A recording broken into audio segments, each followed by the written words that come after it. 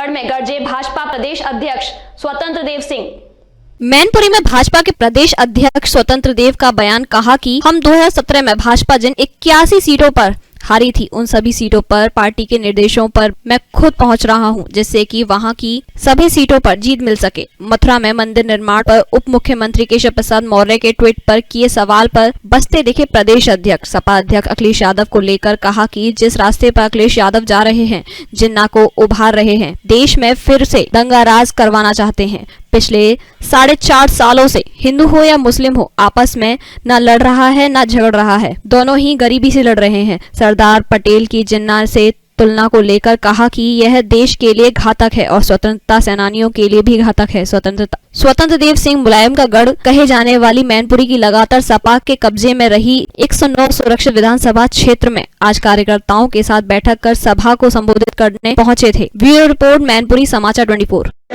जो उत्तर प्रदेश में हारी हुई सीट है 81 के आसपास, जो 2017 में 81 हम सीटें हारे थे लगभग, उन सभी सीटों पर मुख्यमंत्री मेरा लगभग 20 सीटों पर जाना हुआ है, लेकिन सभी सीटें पूरा करना है। इसलिए माननीय मुख्यमंत्री जी, डिप्टी सीएम साहब और मैं ऐसे मिलकर सभी सीटों पर जाने का निर्णय हुआ और ये 10 तक पूरा करना है। उसी निमित्त आज किसनी में आना हुआ है और इन्हा सभा यानी 2022 के लिए चुनाव की स्थिति क्या है, उसकी समीक्षा, सम्मेलन, सभा, इस प्रकार के कार्यक्रम में आ जाना। मुख्यमंत्री केशव प्रसाद मौर्य ने ट्वीट किया है जिसमें बताया कि राम मंदिर निर्माण कार्य जारी है और बड़ा जारी है। किस तरह से देखते हैं, किस प्रत्यक्ष में आप? देखिए,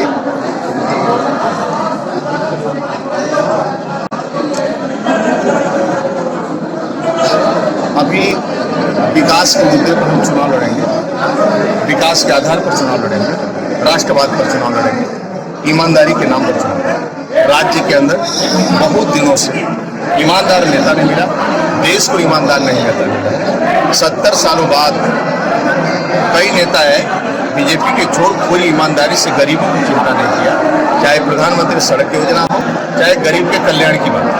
पहली बार इस राज्य के अंदर योगी जी और देश में मोदी जी जैसा ईमानदार नेतृत्व मिला है, जो परिवार से एक सदन में सरकारी गाड़ी में नहीं बैठता है, केवल गरीब के कल्याण के लिए काम करेंगे। इसलिए जितने भी क्षेत्रीय दल हैं, अधिकांशतः लोग परिवारवाद, वंशवाद की राजनीति करते हैं, जिसके कारण लोकतंत्र को भी खतरा है और भ्रष्टाचार का जन्म भी होता है।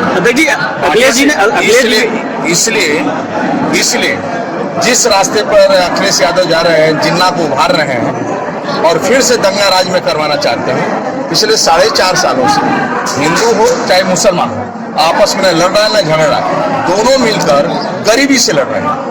और गरीब कैसे खुशहाल हो, चाहे हिंदू हो चाहे मुसलमान है, इस रास्ते पर हम लोग लेकर चल रहे हैं। दूसरा, राष्ट्रवाद, सरदार पटेल जिस प्रकार राष्ट्र की एकता की बात की है और जिन्ना की उनकी तुलना कर रहे हैं, ये देश के लिए घातक है, स्वतंत्रता सेनानियों के लिए घातक है। अखिलेश यादव ने एक हाल ही में ये कहा था कि जिसका परिवार नहीं वो जनता का दर्द क्या समझेगा।